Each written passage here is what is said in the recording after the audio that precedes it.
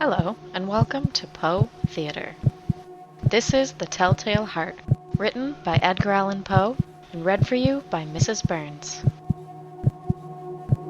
I see the blade in your hand. I see the blade in your hand. What you waiting for? True. Nervous. Very, very dreadfully nervous I had been. And am. But why will you say that I am mad?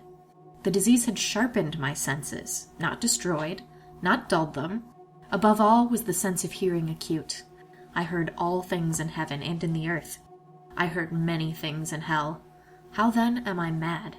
Hearken, and observe how healthily, how calmly I can tell you the whole story.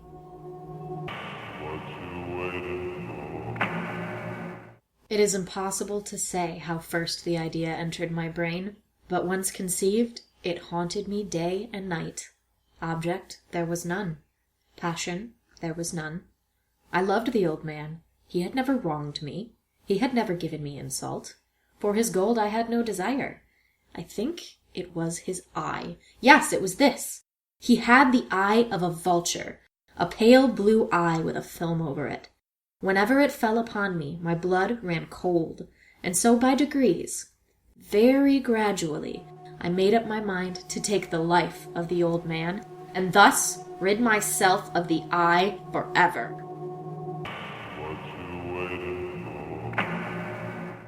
Now this is the point. You fancy me mad. Madmen know nothing. But you should have seen me.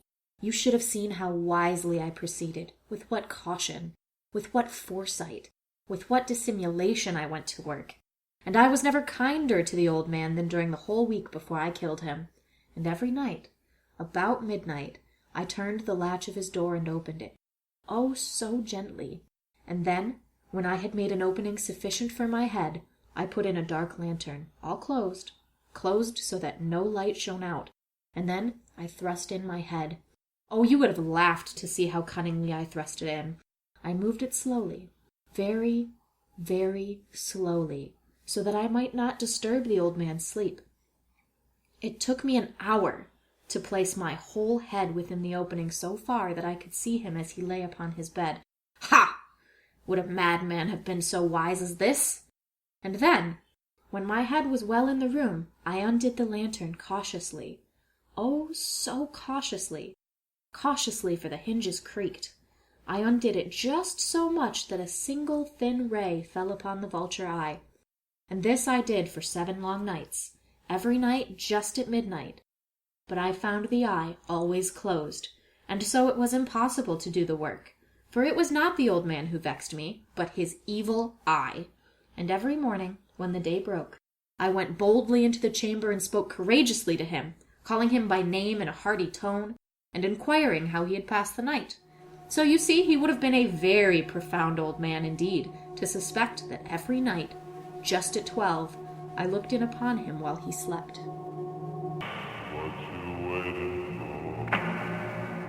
Upon the 8th night, I was more than usually cautious in opening the door. A watch's minute hand moves more quickly than did mine. Never before that night had I felt the extent of my own powers, of my sagacity. I could scarcely contain my feelings of triumph.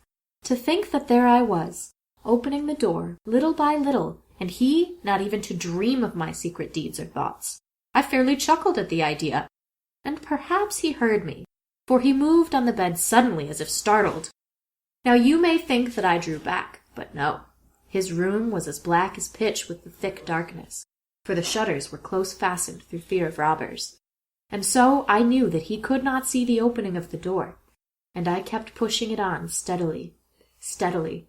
I had my head in, and was about to open the lantern when my thumb slipped upon the tin fastening, and the old man sprang up in bed, crying out, "Who's there?" I kept quite still and said nothing. For a whole hour I did not move a muscle, and in the meantime I did not hear him lie down. He was still sitting up in the bed, listening, just as I have done, night after night, hearkening to the death watches in the wall. I see the blade in your hand. What you waiting for? Presently, I heard a slight groan, and I knew it was the groan of mortal terror. It was not a groan of pain or of grief. Oh, no. It was the low, stifled sound that arises from the bottom of the soul when overcharged with awe. I knew the sound well. Many a night, just at midnight, when all the world slept, it had welled up from my own bosom, deepening with its dreadful echo the terrors that distracted me. I say I knew it well. I knew what the old man felt, and pitied him, although I chuckled at heart. I knew that he had been lying awake ever since the first slight noise when he had turned in the bed. His fears had been ever since growing upon him. He had been trying to fancy them causeless, but could not. He had been saying to himself, "It is nothing but the wind in the chimney. It is only a mouse crossing the floor." Or, "It is merely a cricket which has made a single chirp." yes, he had been trying to comfort himself with these suppositions, but he had found all in vain. All in vain, because death, in approaching him, had stalked with his black shadow before him and enveloped the victim. And it was the mournful influence of the unperceived shadow that caused him to feel, although he neither saw nor heard, to feel the presence of my head within the room. I see the blade in your hand. What you waiting for? When I had waited a long time, very patiently, without hearing him lie down, I resolved to open a very, very little crevice in the lantern. So I opened it. You cannot imagine how stealthily, until at length a simple dim ray, like the thread of a spider, shot from out the crevice and fell full upon the vulture eye. It was open, wide, wide open, and I grew furious as I gazed upon it. I saw it with perfect distinctness, all a dull blue with a hideous veil over it that chilled the very marrow in my bones. But I could see nothing else of the old man's face or person, for I had directed the ray as if by instinct, precisely upon the damned spot. And have I not told you that what you mistake for madness is but over-acuteness of the senses? Now, I say, there came to my ears a low, dull, quick sound, such as a watch makes when enveloped in cotton. I knew that sound well, too. It was the beating of the old man's heart. It increased my fury as the beating of a drum stimulates the soldier into courage. I see the blade in your hand. Thank you for listening to the first installment of Poe Theater. Music and sound effects for this podcast were provided by Matt Tillich and Social Sound Project under a Creative Commons Attribution License, and M. Bison under a Creative Commons Attribution Non-Commercial Share-alike license. All music and sound effects were found on SoundCloud.com. The Telltale Heart can be found in the written form at Gutenberg.org.